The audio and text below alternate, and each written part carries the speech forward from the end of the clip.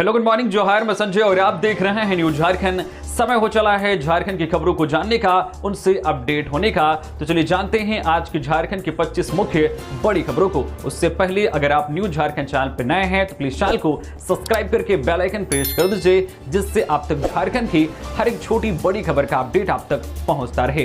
तो चलिए शुरुआत करते हैं आज की पहली और महत्वपूर्ण बड़ी खबर से। छात्रवृत्ति भुगतान में देरी के खिलाफ 21 नवंबर को हजारीबाग में छात्रों का अधिकार मार्च। छात्रवृत्ति भुगतान में लगातार हो रही देरी को देखते हुए छात्रवृत्ति अधिकार मंच ने 21 नवंबर को हजारीबाग में छात्रवृत्ति अधिकार मार्च आयोजित करने की घोषणा की है। इस संबंध में मंच ने अनुमंडल पदाधिकारी हजारीबाग को एक ज्ञापन सौंपते हुए बताया कि झारखंड के लाखों छात्र छात्राएं BEd, MEd, BCA, MCA, engineering, diploma और अन्य व्यावसायिक पाठ्यक्रमों में अध्ययन कर रहे हैं, जिन्हें सरकार द्वारा फीस प्रतिपूर्ति और छात्रवृत्ति का लाभ मिलता है, लेकिन कई वर्षों से लंबित राशि अब तक छात्रों के खातों में नहीं पहुंची है। मंच के अनुसार वर्ष 2024-25 में 5 लाख से अधिक छात्रों ने आवेदन किया, फिर भी अधिकांश को छात्रवृत्ति प्राप्त नहीं हो सकी। इससे छात्रों पर कॉलेज फीस का भारी आर्थिक बोझ पड़ रहा है और कई विद्यार्थी वित्तीय तंगी के कारण अपनी पढ़ाई जारी रखने में कठिनाई महसूस कर रहे हैं। छात्रवृत्ति अधिकार मंच का कहना है कि बार बार विभागीय कार्यालयों में आवेदन देने के बावजूद भुगतान नहीं हो रहा है, जिससे छात्रों में भारी असंतोष और वे अब सामूहिक रूप से अपनी मांग रखने के लिए मजबूर हुए हैं। इसी क्रम में मंच 21 नवंबर को सुबह 11 बजे निर्मल महतो पार्क से समाहरणालय तक छात्रवृत्ति अधिकार मार्च निकालने का निर्णय लिया है। इस मार्च में बड़ी संख्या में छात्रों के शामिल होने की उम्मीद है। मंच ने प्रशासन से शीघ्र हस्तक्षेप करते हुए लंबित छात्रवृत्ति राशि का भुगतान सुनिश्चित करने की मांग भी की है। बोकारो सिटी सेंटर 4 बाजार में लगी भीषण आग, दर्जन भर दुकानें जलकर राख। दमकल की 4 गाड़ियों ने पाया आग पर काबू। बोकारो के सिटी सेंटर 4 स्थित हरि मंदिर के पास मंगलवार की रात भीषण आग लग गई। इस घटना में 1 दर्जन से अधिक दुकानें जलकर राख हो गई, जिससे इलाके में अफरा तफरी मच गई। दुकान में घरेलू उपयोग के गैस सिलेंडर से अचानक आग लगने से यह घटना हुई। आग की लपटें और काला धुआं देखकर स्थानीय लोग तुरंत मौके पर जुट गए और आग बुझाने का प्रयास किया, लेकिन आग तेजी से फैलती चली गई। सूचना मिलने पर बोकारो स्टील प्लांट, सेल और जिला प्रशासन की कुल 4 दमकल गाड़ियां मौके पर पहुंची। दमकल कर्मियों ने कड़ी मशक्कत के बाद आग पर काबू पाया। हालांकि तब तक अधिकांश दुकानें जलकर राख हो चुकी थी। आग से प्रभावित दुकानों में चिकन चिल्ली और अन्य फास्ट फूड स्टॉल, कपड़े, मोबाइल एसेसरीज तथा जनरल स्टोर शामिल थे। दुकानदारों ने बताया कि आग अचानक भड़की और कुछ ही मिनटों में उनका सब कुछ जल गया। व्यापारियों का अनुमान है कि लाखों रुपए का नुकसान हुआ है, जिससे उनकी आजीविका प्रभावित हुई है। घटना के बाद प्रशासन और पुलिस टीम क्षेत्र की घेराबंदी कर सुरक्षा व्यवस्था सुनिश्चित की है। क्षति का सटीक आकलन करना अभी मुश्किल है। इधर डीसी अजयनाथ झा ने इस अग्निकांड पर मजिस्ट्रेट जांच के आदेश दिए हैं। धनबाद में दिन दहाड़े गोली मारकर युवक की हत्या। पेट्रोल पंप के पास बाइक सवार 3 बदमाशों ने की वारदात, घटना सीसीटीवी में हुई कैद। धनबाद में मंगलवार को दिन दहाड़े एक युवक की गोली मारकर हत्या कर दी गई। घटना झरिया थाना क्षेत्र के रतनजी पेट्रोल पंप के पास हुई। बाइक सवार 3 बदमाशों में से एक ने युवक को बिल्कुल पास पहुंच उसके सिर में गोली मार दी। उसके बाद युवक वहीं पर गिर पड़ा और उसकी मौत हो गई। घटना के बाद इलाके में अफरा तफरी मच गई। मृतक की फिलहाल पहचान नहीं हो सकी है। वही घटना सीसीटीवी में कैद हो गई है। युवक पैदल ही अपना फोन देखते हुए कहीं जा रहा था। इस दौरान पीछे से आए बाइक सवार अपराधियों ने उसे गोली मार दी। स्थानीय लोगों की सूचना पर झरिया थाना की पुलिस तुरंत घटनास्थल पर पहुंची और घायल को अस्पताल भेजा, जहां डॉक्टरों ने कुछ देर बाद उसे मृत घोषित कर दिया। पुलिस ने घटनास्थल से युवक का मोबाइल फोन, चप्पल और एक खाली खोखा बरामद किया है। इस मामले की जांच 3 थाना की पुलिस टीम मिलकर कर रही है। 21 नवंबर को पलामू दौरे पर सीएम हेमंत सोरेन। लेस्लीगंज में आपकी योजना, आपकी सरकार, आपके द्वार कार्यक्रम में लेंगे भाग। झारखंड के मुख्यमंत्री हेमंत सोरेन 21 नवंबर को पलामू दौरे पर रहेंगे। इस दौरान सीएम आपकी योजना, आपकी सरकार, आपके द्वार कार्यक्रम में भाग लेंगे। यह कार्यक्रम पलामू के नीलांबर पीताम्बरपुर लेस्लीगंज प्रखंड के महावीर मोड़ पर आयोजित होना है। मुख्यमंत्री के दौरे को लेकर पलामू जिला प्रशासन ने तैयारी शुरू कर दी है। जिस जगह पर कार्यक्रम आयोजित होना है वह नीलांबर पीताम्बरपुर और मेदिनीनगर सदर प्रखंड का सीमावर्ती इलाका है। 2024 के विधानसभा चुनाव के बाद पलामू के इलाके में मुख्यमंत्री का यह पहला सरकारी दौरा है। पलामू दौरे के दौरान सीएम हेमंत सोरेन कई बड़ी योजनाओं की आधारशिला रखेंगे और उद्घाटन करेंगे। मुख्यमंत्री हेमंत सोरेन पलामू दौरे के दौरान करोड़ रुपए की परिसंपत्ति का भी वितरण करेंगे। इस दौरान झारखंड सरकार के कई मंत्री, स्थानीय सांसद और विधायकों भी आमंत्रित किया जाएगा। मुख्यमंत्री के कार्यक्रम को लेकर मंगलवार की देर शाम पलामू जिला प्रशासन को जानकारी मिली है। इसके बाद पलामू जिला प्रशासन ने सीएम के कार्यक्रम को लेकर तैयारियां शुरू कर दी है। जिस जगह पर कार्यक्रम आयोजित होना है वहां की सुरक्षा व्यवस्था कड़ी कर दी गई है, जबकि टेंट लगाने का कार्य आज बुधवार से शुरू होगा। झारखंड विधानसभा का स्थापना दिवस इस बार होगा खास। रजत जयंती समारोह को राज्यपाल करेंगे संबोधित। झारखंड विधानसभा का स्थापना दिवस इस बार खास होगा। 22 नवंबर 2000 ईस्वी को गठित यह विधानसभा अपना रजत जयंती वर्ष मनाने जा रहा है। 25 वर्षों के इस सफर को यादगार और खास बनाने के लिए तैयारियां जोर शोर से चल रही है। विधानसभा परिसर में 22 नवंबर को भव्य कार्यक्रम आयोजित होगा, जिसके लिए व्यापक तैयारियां की गई है। इस मौके पर राज्यपाल संतोष कुमार गंगवार और मुख्यमंत्री हेमंत सोरेन संबोधित करेंगे। 2 सत्रों में होने वाले इस भव्य आयोजन में जहां राज्य के विशिष्ट लोगों को सम्मानित किया जाएगा, वहीं शाम को सांस्कृतिक कार्यक्रम में बॉलीवुड के कलाकारों द्वारा धमाकेदार प्रस्तुति भी होगी। यह कार्यक्रम विधानसभा परिसर में आयोजित किया जाएगा। मुख्य कार्यक्रम स्थल से लेकर आगंतुकों के स्वागत के लिए बने स्थल को भव्य रूप से तैयार किया जा रहा है। मंगलवार को स्पीकर रविंद्रनाथ महतो ने कार्यक्रम स्थल पर चल रहे तैयारी का जायजा लिया और आवश्यक निर्देश दिए। उन्होंने कहा कि 22 नवंबर को झारखंड विधानसभा के स्थापना दिवस समारोह का आयोजन बेहद खास होने वाला है। इस मौके पर सभी वर्तमान एवं पूर्व विधायक, चाहे वो बिहार के समय के ही क्यों ना हो, उन सभी को आमंत्रित किया जा रहा है और उन्हें सम्मानित किया जाएगा। कोडरमा में तैयार धान पर गिरा 11,000 वोल्ट तार, जलने से लाखों का नुकसान। किसानों ने बिजली विभाग पर लगाया लापरवाही का आरोप। कोडरमा जिले के जयनगर प्रखंड के डंडाडी पंचायत के कंजियाडी गांव में मंगलवार को एक बड़ा हादसा हो गया। खलिहान में रखी तैयार धान की फसल पर अचानक 11,000 वोल्ट का बिजली का तार गिर गया। इस घटना में गाँव के लगभग आधा दर्जन किसानों की धान की फसल जलकर राख हो गई, जिससे उन्हें लाखों रुपए का नुकसान हुआ है। जिन किसानों को इस घटना में नुकसान हुआ है उनमें कुलेश्वर राणा, कौलेश्वर साव, कुंती देवी, फूलमती देवी, सुंदरी देवी और पुष्पा देवी शामिल हैं। पीड़ित किसानों ने बताया कि गनीमत रही कि जिस समय यह हादसा हुआ उस समय खलिहान में ना तो कोई किसान मौजूद था और ना ही कोई जानवर, जिससे एक बड़ी अनहोनी टल गई। किसानों ने इस नुकसान के लिए बिजली विभाग को जिम्मेदार ठहराया है। उनका कहना है कि 11,000 वोल्ट का यह तार गांव से होकर गुजरता है, जबकि इसे किसी अन्य सुरक्षित रास्ते से ले जाया जा सकता था। इस लापरवाही के कारण हुए लाखों के नुकसान के लिए किसान अब बिजली विभाग से मुआवजे की मांग कर रहे हैं। राज्य में जल्द होगी 3451 विशेष शिक्षकों की नियुक्ति। हाईकोर्ट के आदेश का छात्रों ने किया स्वागत। राज्य में मई 2026 तक 3451 विशेष शिक्षकों की नियुक्ति कर ली जाएगी।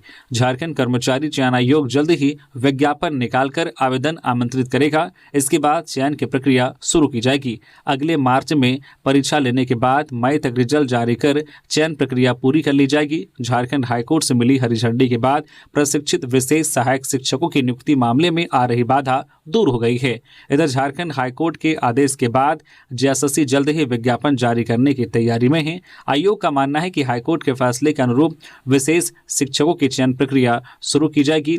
इधर इस नियुक्ति परीक्षा में शामिल होने की तैयारी कर रहे शिक्षकों में खुशी की लहर देखी जा रही है। झारखंड हाईकोर्ट ने राज्य में 3451 पदों पर विशेष शिक्षकों की नियुक्ति की अनुमति दी है, जबकि अन्य शिक्षकों की नियुक्ति पर रोक बरकरार रखी है। रिम्स पहुंचे मंत्री इरफान, डॉक्टरों को दी चेतावनी, कहा प्राइवेट क्लिनिक चलाना है तो पहले रिजाइन दीजिए। झारखंड के स्वास्थ्य मंत्री डॉक्टर इरफान अंसारी मंगलवार को अचानक रिम्स अस्पताल पहुंचकर अस्पताल की व्यवस्थाओं का निरीक्षण किया। इस दौरान उन्होंने स्वयं ओपीडी में बैठकर मरीजों का इलाज भी किया। निरीक्षण के दौरान उन्होंने सरकारी डॉक्टरों की प्राइवेट प्रैक्टिस पर सख्त चेतावनी दी। मंत्री ने कहा कि अगर सरकारी नौकरी में रहकर प्राइवेट क्लिनिक चलाना है तो पहले रिजाइन दीजिए। मैं सरकारी व्यवस्था को खराब करने की अनुमति नहीं दूंगा। इसके अलावा उन्होंने एक्सपायरी दवाइयों, आउटसोर्सिंग कंपनियों और खराब एम्बुलेंस पर भी कड़ी चेतावनी दी।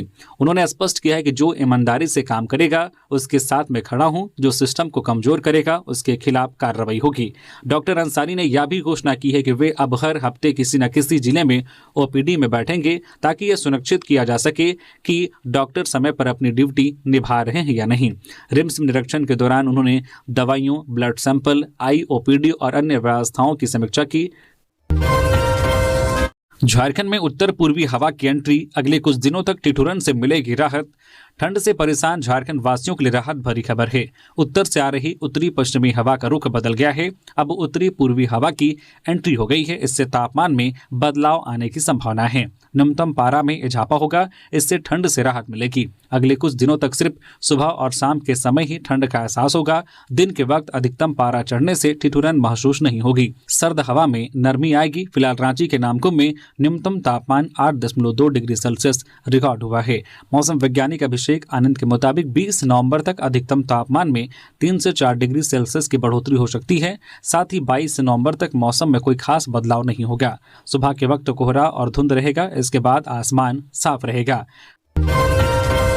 रांची के मुरी ओपी क्षेत्र में हिंडाल्को परिसर में तेंदुआ पहुंचने से हड़कंप, लोग घरों में कैद। मुरी ओपी क्षेत्र में हिंडाल्को परिसर में तेंदुआ पहुंचने से हड़कंप मच गया है। हालांकि वन विभाग ने इसकी पुष्टि नहीं की है, लेकिन लोगों को सतर्क रहने की सलाह दी गई है। घटना मंगलवार की रात लगभग 9 बजे की बताई जा रही है। सुरक्षाकर्मी ने हिंडाल्को पुराने रेड मड इलाके में तेंदुआ को घूमते हुए देखा और इसकी सूचना उच्च अधिकारियों को दी। इस दौरान कर्मचारी ने हिंडाल्को कैंपस में अपने मोबाइल में तेंदुए का वीडियो बनाकर वायरल कर दिया। सूचना मिलते ही सिल्ली वन विभाग के वनपाल जयप्रकाश और गौतम बोस मौके पर पहुंचे, छानबीन शुरू कर दी। इधर हिंडाल्को सीएसआर हेड अनिल कुमार ने बताया कि वन विभाग द्वारा गश्त की जा रही है। ऐसे समय में विभाग की सक्रियता और पारदर्शिता ही लोगों को भरोसा दिला सकती है।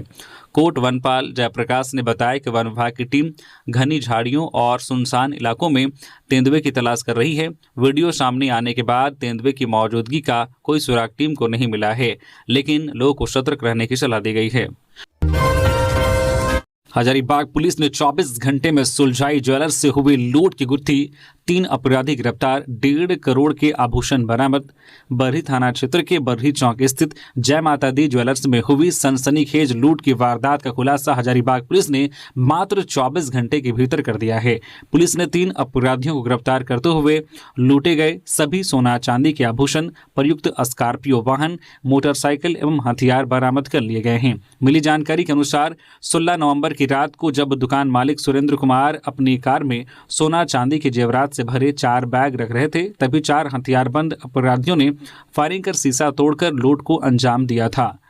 घटना के बाद पीड़ित के बयान पर बरही थाना में कांड संख्या 439-25 दर्ज किया गया था। वही इसकी गंभीरता को देखते हुए पुलिस ने त्वरित कार्रवाई करते हुए न केवल 3 मुख्य अपराधियों को गिरफ्तार किया, बल्कि लूटे गए लगभग 1.5 करोड़ रुपए मूल्य के सभी आभूषण, घटना प्रयुक्त वाहन और हथियार भी बरामद कर लिए हैं। गिरफ्तार किए गए अपराधियों में धनंजय चौधरी उर्फ छोटू गया और चतरा जिलों में आर्म्स एक्ट, लूट और उगाही समेत कुल 9 मामलों में वांछित रहा है। वही जो है इंद्रराज चौधरी और रोशन यादव भी पहले कई लूट और अन्य आपराधिक घटनाओं में शामिल रहा है। शराब घोटाला मामले में पूर्वी सिंहभूम डीसी कर्ण सत्यार्थी से एसीबी करेगी पूछताछ।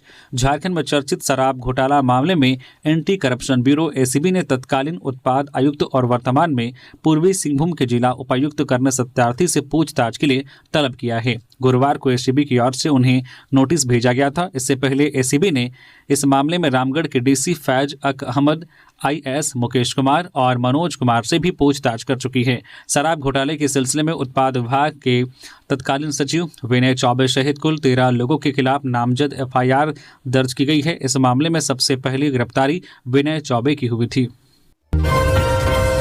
देवघर पुलिस ने 8 साइबर अपराधियों को किया गिरफ्तार, कई मोबाइल और सिम जब्त। देवघर पुलिस ने साइबर अपराध के खिलाफ एक बड़ी कार्रवाई करते हुए देवीपुर थाना क्षेत्र से 8 साइबर अपराधियों को गिरफ्तार किया है। मिली जानकारी के अनुसार यह कार्रवाई देवघर पुलिस अधीक्षक सौरभ कुमार के निर्देशन में साइबर डीएसपी राजा मित्रा के नेतृत्व में किया गया।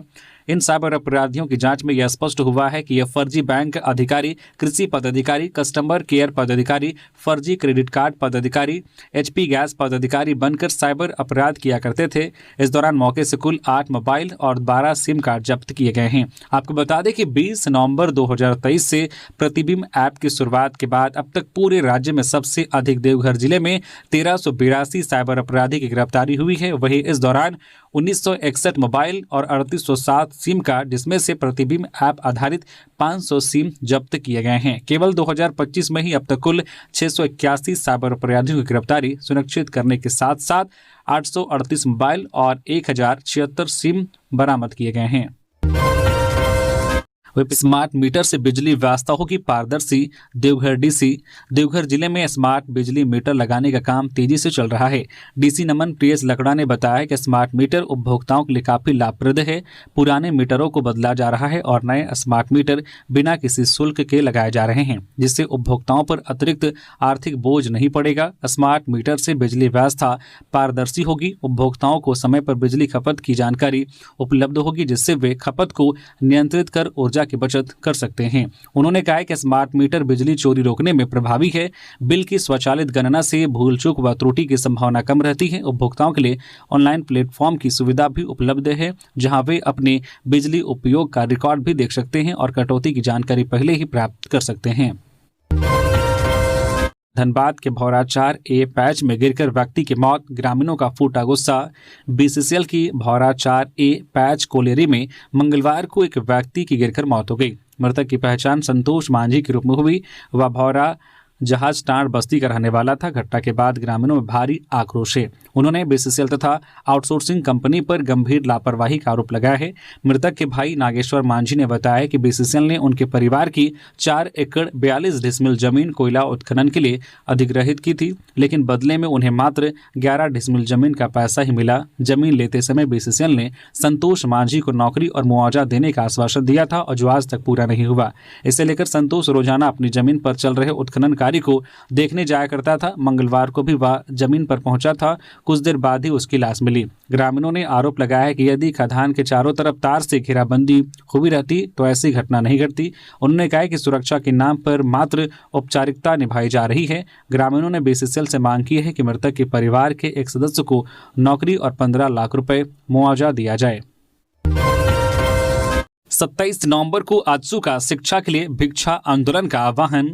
अखिल झारखंड छात्र संघ आजसू ने राज्य भर में लंबित छात्रवृत्ति राशि की अभिलंब भुगतान की मांग को लेकर मंगलवार को रामलखन सिंह यादव महाविद्यालय और श्यामा प्रसाद मुखर्जी विश्वविद्यालय में जनसंपर्क अभियान चलाया। संगठन द्वारा आगामी 27 नवंबर 2025 को प्रस्तावित शिक्षा के लिए भिक्षा आंदोलन के समर्थन में छात्रों से जुड़ने की अपील की गई। आजसू के अनुसार जनसंपर्क अभियान के दौरान छात्रों का भारी समर्थन देखने को मिला। संगठन का कहना है कि छात्रवृत्ति के लिए छात्रों को संघर्ष करना पड़े, यह शिक्षा व्यवस्था पर बड़ा सवाल खड़ा करता है। आजसू ने स्पष्ट कहा है कि यदि छात्रवृत्ति के लिए लंबित राशि तुरंत जारी नहीं की गई तो राज्य भर के छात्र एकजुट होकर बड़े आंदोलन की ओर कदम बढ़ाएंगे। धनबाद के असरफी अस्पताल में तोड़फोड़ व सड़क जाम मामले में 6 आरोपी अरेस्ट। धनबाद में 8 लेन सड़क पर पिछले 24 अक्टूबर को हुए हादसे के बाद असरफी अस्पताल में उपद्रव व तोड़फोड़ मामले में पुलिस ने 6 आरोपियों को गिरफ्तार किया है। अन्य आरोपियों की तलाश में छापेमारी की जा रही है। यह जानकारी डीएसपी नौशाद आलम ने मंगलवार को प्रेस वार्ता में दी। उन्होंने बताया कि सड़क दुर्घटना में एक व्यक्ति की मौत हो गई थी और एक घायल हो गया था। इसके बाद दोनों को असरफी अस्पताल लाया गया था। इसी दौरान अस्पताल पहुंचे उपद्रवियों ने इमरजेंसी वार्ड में भारी तोड़फोड़ की थी। आरोपियों ने 40 से 50 लाख रुपए की मशीनें क्षतिग्रस्त कर दी थी और डॉक्टरों के साथ अभद्र व्यवहार किया गया था। गुस्साए लोगों ने सड़क पर जाम लगाकर यातायात ठप कर दिया था। इस मामले में धनबाद थाना में 2 अलग अलग प्राथमिकी दर्ज की गई थी। एसएसपी के निर्देश पर विशेष टीम बनाकर छापेमारी शुरू की गई, जिसमें उपद्रव के मुख्य आरोपी 12 मूड़ी के 6 लोगों को गिरफ्तार किया गया। गिरफ्तार आरोपियों में दिनेश कुमार राय, श्याम कुमार प्रमाणिक, जयदेव गोप, जोगेश्वर कुमार गोप, अभिमन्यु गोप व आदर्श कुमार सिंह शामिल हैं। वन भूमि घोटाला, गिरफ्तार नेक्सजेन के मालिक विनय सिंह के शोरूम को खोलने का निर्देश। हजारीबाग वन भूमि घोटाला मामले में एक बड़ी खबर सामने आई है। इस मामले में गिरफ्तार किए गए नेक्सजेन ऑटोमोबाइल के मालिक विनय सिंह के शोरूम को खोलने का निर्देश जारी कर दिया गया है। यह महत्वपूर्ण निर्देश भ्रष्टाचार निरोधक ब्यूरो एसीबी की ओर से दिया गया है। उल्लेखनीय है कि विनय सिंह को हजारीबाग वन भूमि घोटाले के सिलसिले में गिरफ्तार किया गया था। गिरफ्तारी के बाद नेक्सटजेन ऑटोमोबाइल के शोरूम को सील कर दिया गया था, उसका संचालन रोक दिया गया था। एसीबी ने अब इस शोरूम को पुनः खोलने का आदेश जारी किया है, जिससे इसका संचालन फिर से शुरू हो सके। झारखंड हाईकोर्ट का बड़ा फैसला, सभी 334 थानों में 31 दिसंबर तक सीसीटीवी कैमरा लगाने का दिया निर्देश। झारखंड में पुलिस थानों में सीसीटीवी कैमरा लगाने के मामले में दायर जनहित याचिका पर हाईकोर्ट में मंगलवार को अहम सुनवाई हुई। कोर्ट ने सरकार को सख्त निर्देश देते हुए कहा है कि राज्य के सभी 334 थानों में 31 दिसंबर से पहले सीसीटीवी कैमरा लगाए जाने की प्रक्रिया पूरी की जाए। कोर्ट ने सरकार को आदेश दिया है कि डीपीआर तैयार करने और टेंडर जारी करने की पूरी प्रक्रिया जल्द से जल्द पूरी की जाए, ताकि समय सीमा में काम पूरा किया जा सके। साथ ही कोर्ट ने यह भी स्पष्ट किया है कि 5 जनवरी तक हर हाल में सीसीटीवी कैमरा लगाने की प्रक्रिया सुनिश्चित की जाए। सुनवाई के दौरान कोर्ट के निर्देश पर गृह सचिव और आईटी विभाग के सचिव स्वयं उपस्थित रहे। कोर्ट ने पुलिस थानों में अब तक सीसीटीवी कैमरे नहीं लगाए जाने पर कड़ी नाराजगी जताई थी। रोजगार करने गोवा गए रनिया के राजमिस्त्री की दुर्घटना में मौत। खूंटी जिले के रनिया प्रखंड के जयपुर गांव निवासी राजमिस्त्री फलिंदर महतो 32 वर्षीय का गोवा में 16 नवंबर को एक दुर्घटना में मौत हो गई थी। वे भवन निर्माण के दौरान तीसरे तल्ले से नीचे गिर गए थे, जिससे वे गंभीर रूप से घायल हो गए थे। इसके बाद उसे नजदीकी अस्पताल में भर्ती कराया गया था, जहां उपचार के दौरान उसकी मौत हो गई थी। मंगलवार को उसका शव विमान से रांची लाया गया, जहां से शव गांव लाया गया। मंगलवार को शव गांव पहुंचने के बाद पूरा गांव में मातम पसर गया। परिजनों का रो रो कर बुरा हाल है। गांव में परिजनों ने पार्थिव शरीर का अंतिम संस्कार किया। परिवार में फलिंदर इकलौता कमाने वाला व्यक्ति था। उनके 2 बेटी, 1 बेटा, पत्नी और बुजुर्ग माता पिता हैं।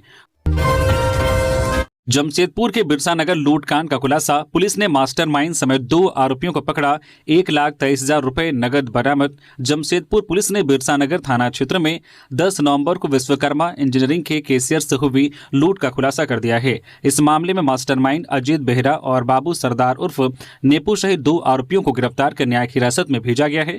पुलिस ने आरोपियों के पास से 1,23,000 रुपए नगद, 1 देसी कट्टा, 1 जिंदा कारतूस, 1 स्कूटी और लूट के पैसों से खरीदा गया एक मोबाइल फोन बरामद किया है। सिटी एसपी कुमार श्रीवासिस ने मंगलवार को मामले की जानकारी दी। उन्होंने बताया कि लूट की साजिश का मुख्य सूत्रधार अजीत बेहरा था, जो विश्वकर्मा इंजीनियरिंग में ही कार्यरत था। अजीत का पहले भी आपराधिक रिकॉर्ड रहा है।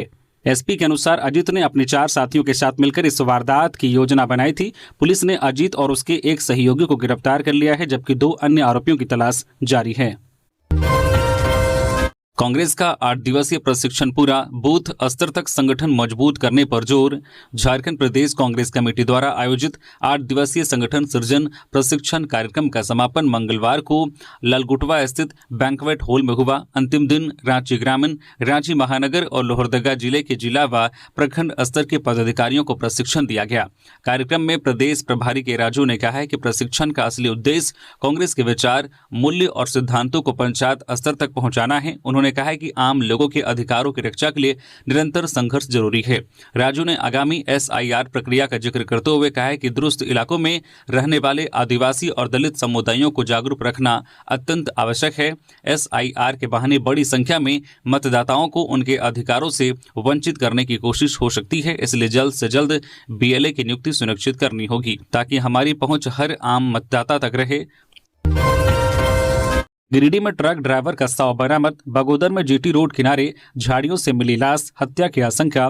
गिरिडीह जिले के बगोदर थाना क्षेत्र में मंगलवार को GT रोड किनारे संत रूपी जंगल की झाड़ियों से एक शव बरामद हुआ। मृतक की पहचान बिहार के खगड़िया जिले के निवासी 36 वर्षीय धीरज यादव के रूप में हुई है, जो पेशे से ट्रक ड्राइवर थे। सूचना मिलने पर अनुमंडल पुलिस पदाधिकारी SDPO बगोदर सरिया धनंजय राम और थाना प्रभारी विनय कुमार यादव पुलिस बल के साथ मौके पर पहुंचे।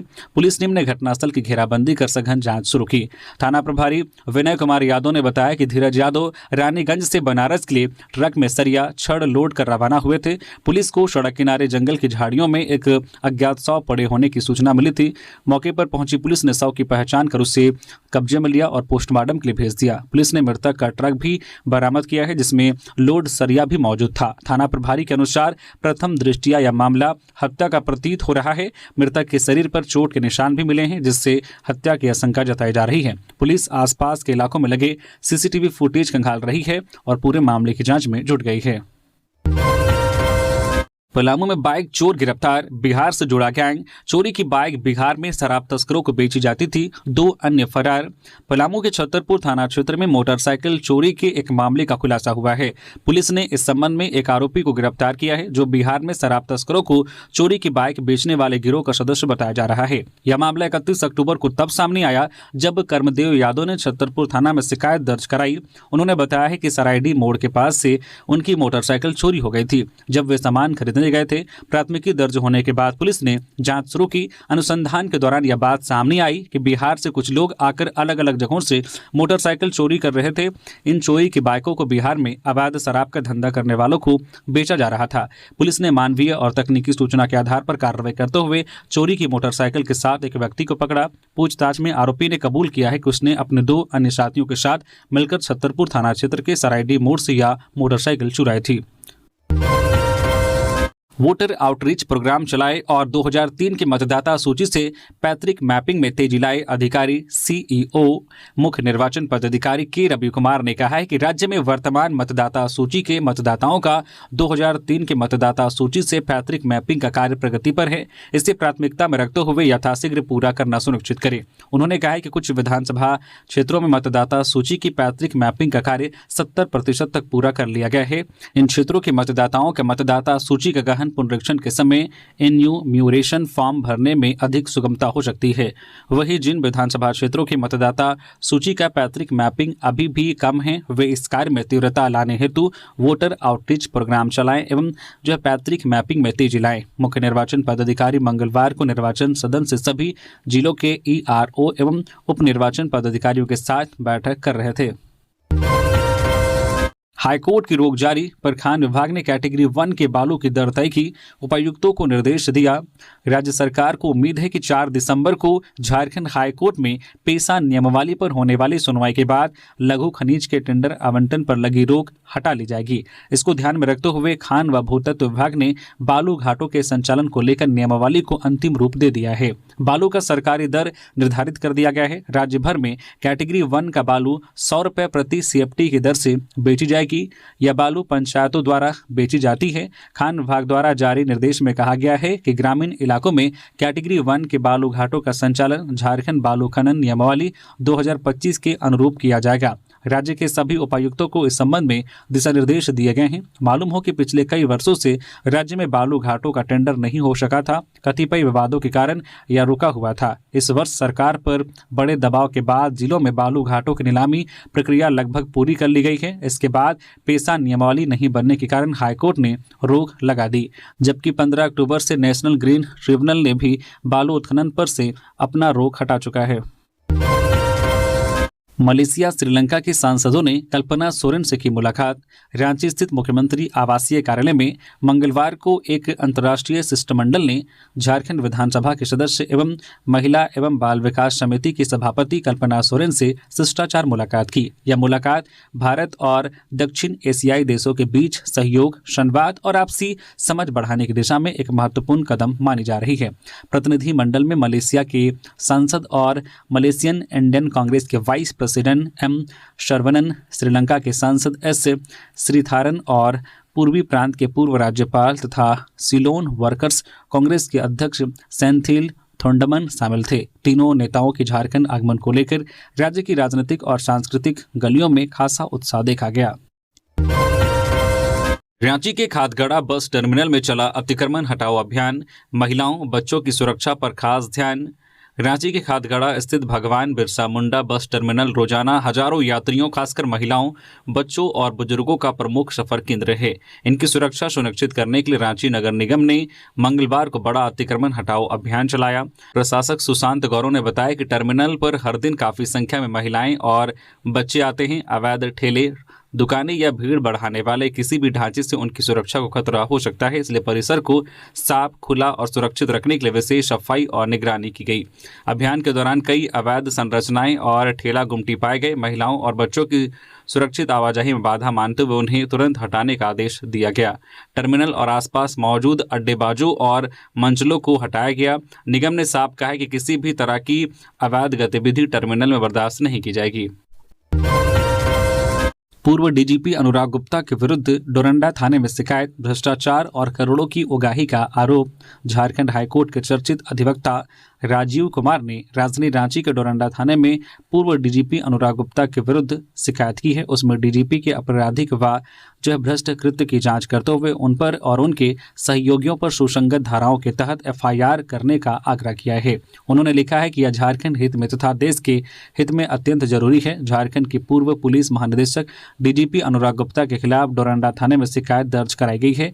राजीव कुमार ने अपने शिकायतवाद में कहा है कि पूर्व डीजीपी पद पर रहते हुए अनुराग गुप्ता ने झारखंड में संगठित अपराध और भ्रष्टाचार को प्रश्रय दिया। करोड़ों की अवैध उगाही और संगठित अपराध कर्मियों के संगठनों के साथ उनकी संलिप्तता रही। जमशेदपुर में शिकंजे में 2 मानव तस्कर, चंगुल से छुड़ाए गए 13 नाबालिग। जमशेदपुर शहर के टाटानगर आरपीएफ की टीम ने टाटानगर रेलवे स्टेशन से 2 मानव तस्कर को गिरफ्तार किया है। इस मामले में टाटानगर आरपीएफ पोस्ट प्रभारी ने बताया कि 13 नाबालिग बच्चों को तमिलनाडु ले जाने की तैयारी थी। सभी नाबालिग आदिवासी समुदाय के हैं। जमशेदपुर के टाटानगर रेलवे स्टेशन से आरपीएफ की उड़नदस्ता टीम ने 13 नाबालिगों के साथ 2 मानव तस्करों को गिरफ्तार किया है। बता दें कि टाटानगर रेलवे स्टेशन में आरपीएफ की टीम नशा और मानव तस्कर के साथ अपराधियों पर कड़ी नजर रखती है। इसी क्रम में टाटानगर रेलवे स्टेशन में आरपीएफ की उड़नदस्ता टीम ने एक जगह 13 बच्चों को बैठे हुए देखा। टीम द्वारा पूछताछ करने पर बच्चे स्पष्ट जवाब नहीं दे पा रहे थे। इस दौरान वहां खड़े 2 व्यक्ति भागने के चक्कर में थे, जिसे आरपीएफ की टीम ने पकड़ा। उन दोनों को आरपीएफ पोस्ट लाया गया और पूछताछ की गई। सभी नाबालिग 13 से 17 वर्ष के बीच हैं। सुनील कुमार सिंह को निदेशक सूचना प्रौद्योगिकी की जिम्मेदारी। राज्य सरकार ने श्रम, नियोजन, प्रशिक्षण एवं कौशल विकास विभाग के अपर सचिव के पद पर पदस्थापित सुनील कुमार सिंह का तबादला कर दिया है। निदेशक सूचना प्रौद्योगिकी की जिम्मेदारी सौंपी गई है। कार्मिक ने इसका आदेश जारी कर दिया है। जारी आदेश में कहा गया है कि सुनील कुमार सिंह अपने कार्यों के साथ मुख्य कार्यपालक पदाधिकारी जैप आईटी और मुख्य कार्यपालक पदाधिकारी अटल बिहारी वाजपेयी इनोवेशन लैब के भी अतिरिक्त प्रभार में रहेंगे। शौच के लिए निकली वृद्ध महिला की कुएं में डूबने से मौत, पैर फिसल जाने से हुआ हादसा। सरायकेला के चांडिल चौके गाड़िया में एक 80 वर्षीय महिला की कुएं में गिरने से मौत हो गई। मिली जानकारी के अनुसार तिरुल्डी थाना क्षेत्र के चौके गाड़िया गांव में मंगलवार को एक दर्दनाक घटना सामने आई, जहां शौच के लिए निकली 80 वर्षीय बुजुर्ग महिला की कुएं में डूबने से मौत हो गई। मृतका की पहचान बटन मांझी पतीश्वर के लाल मांझी निवासी चौके गाड़िया के रूप में हुई है। बताया जा रहा है कि हर दिन की भांति मंगलवार को भी महिला सुबह शौच के लिए घर से निकली थी। इसी दौरान उनका पैर फिसल गया, जिससे वे सीधे पास स्थित कुएं में गिर गई। गहरे पानी में गिरने से उनकी मौके पर ही मौत हो गई। घटना की जानकारी मिलते ही ग्रामीणों ने तिरुल्डी पुलिस को इसकी सूचना दी। सूचना पर तिरुल्डी थाना प्रभारी अविनाश कुमार पुलिस बल के साथ घटनास्थल पर पहुंचे। पुलिस ने ग्रामीणों की मदद से शव को कुएं से बाहर निकाला और पोस्टमार्टम हेतु सरायकेला सदर अस्पताल भेज दिया। इधर तिरुल्डी पुलिस मामले की आगे की कार्रवाई में जुट गई है। तो ये थी आज की झारखंड की टॉप बड़ी खबरें। इसी तरह से झारखंड की हर एक छोटी बड़ी खबर देखने के लिए आप हमारे चैनल न्यूज झारखंड चैनल को सब्सक्राइब करके बेल आइकन प्रेस कर दीजिए, जिससे आप तक झारखंड की हर एक छोटी बड़ी खबर का अपडेट आप तक पहुंचता रहे। तो अभी के लिए बस इतना ही। हमें दीजिए इजाजत, फिर मिलते हैं किसी और खबरों के साथ। धन्यवाद।